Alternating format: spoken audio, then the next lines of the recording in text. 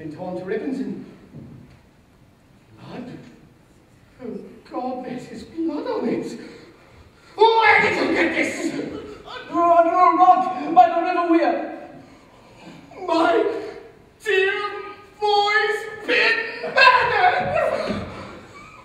I take this oath before you, bastard, record it in your memory, that I shall fasten the crime of murder upon the murderer, and that I devote myself to his destruction. I shall remember your words, Mr. John Jasper.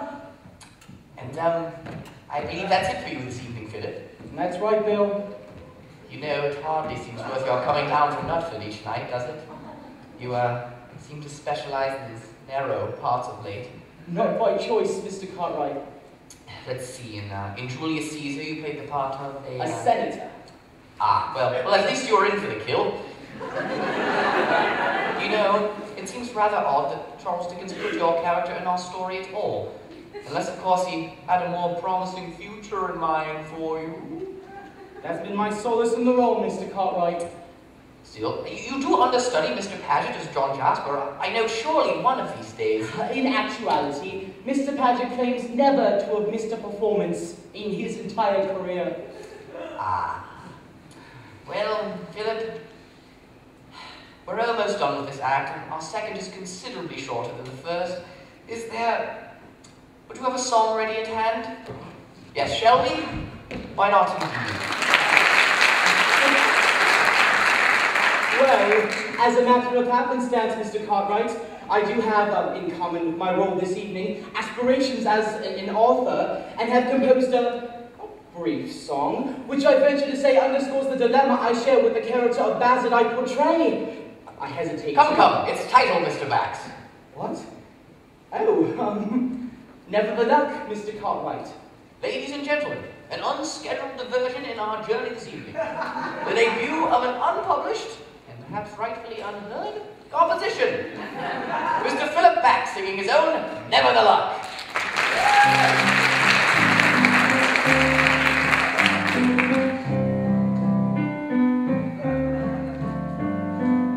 Never the luck, and never the lead, and never you mind, they say.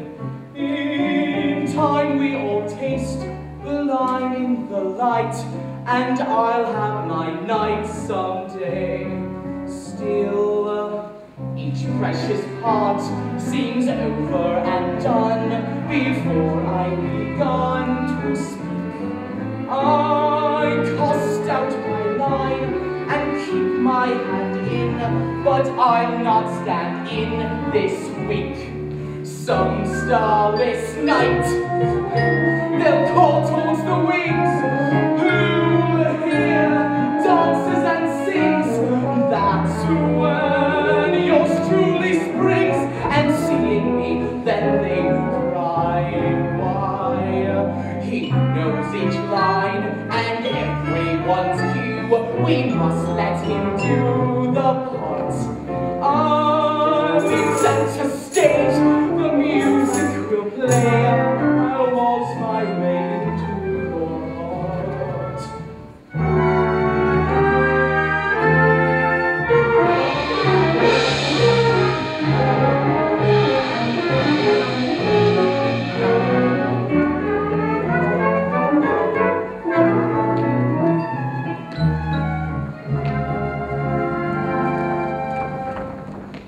Though ever I plan and ever I plot, with ever the pluck to try, I wait for my star by fate to be struck, but never the luck have I, not ever dream have I.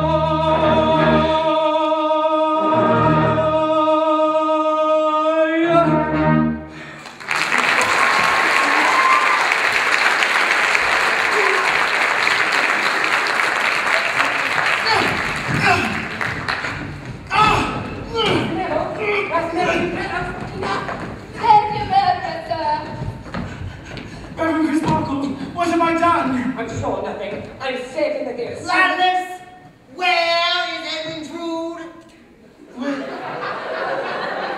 Why do you ask me that, Mike? Because you were the last person in his company, and he is nowhere to be found. Miss Epsy, do you wish to question him? At what time, Mr. Landless? In all honesty, I cannot recall what transpired once Edwin and I reached the river. And what are those bloodstains upon your shirt front, Mr. Landless? I received these bloodstains, sir, when these men of yours forcibly removed me from where I had been walking. Now, the landless, as acting constable of the district, I place you under arrest. Neville! How many of them did it take to warn you in this vein? 8. You have an interesting way with the law here in Cloisterham, Mr. Saxy. And you, Mr. Jasper. For days now you have been warning all of Cloisterham of the impending violence between your nephew and my brother. What do you make of all of this? Only that my nephew is dead. Miss Epsy, I warned that the young devil has no knowledge of Edwin, beyond which that he has freely volunteered. And you shall volunteer nothing further, Neville. I will remind you and your brother that there is the issue of murder at hand. Before you utter that word again, you laughable man, perhaps you will be good enough to supply a body, a victim, a corpse, something more tangible than an errant nephew, a timorous uncle, and a ludicrous city official who has no backing for his charges beyond pure pomp and sheer circumstance. Yeah. Well said, Helena. She's right, you know. Without young Edwin's body, you cannot possibly arrest young Master Ned. Very well, release him. Bless you, Mr. Crisparkle. My name's Edwin. I only wish I could express my gratitude without the somewhat geographically untraceable accent. Yes, well, let's all pause for a moment, shall we? So, here is where matters now lie. Young Edwin Drood has vanished, and may likely be Clive. Dead. John Jasper has sworn vengeance against his nephew's murder. Who most of the populace believe to be Neville Landless. When the charges against Neville have been rescinded, thanks to Helena Landless's steely resolve and the support of the kindly Reverend Mr. Crisparkle, who once was engaged to Rosa's deceased mother. Meanwhile, it's difficult to know which one should make of The drunken stonemason Dirtles and her young apprentice deputy, not to mention the mysterious motivator of the opium den, Princess Puffer. Statements to consider during the interval with one admonition. Should you leap to conclusions, you may find yourselves carried off to the races.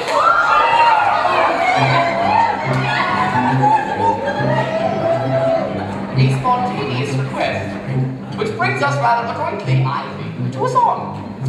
For what evening in the musical royale would be complete without a rendition of its trademark anthem, Off to the Races! Quick conclusions often lead the best of us astray. The wisest move in life is just to wait.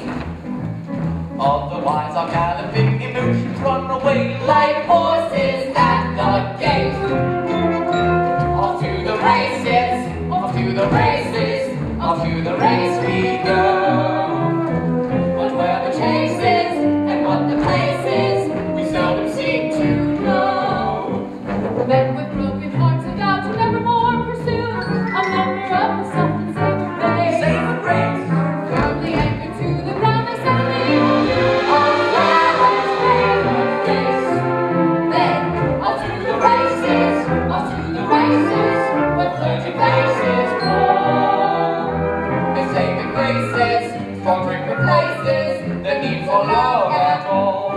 Don't fall back on your assumptions, hasty presumptions, like to him. My blood's tracked like a mad running blind, try lagging behind, you'll find your way. Bless our Queen Victoria, she's had 9 kids to date. You wonder how Prince Albert got enthused. Probably by her degree he had to procreate, said she'd make me amused. off to the races, the royal races.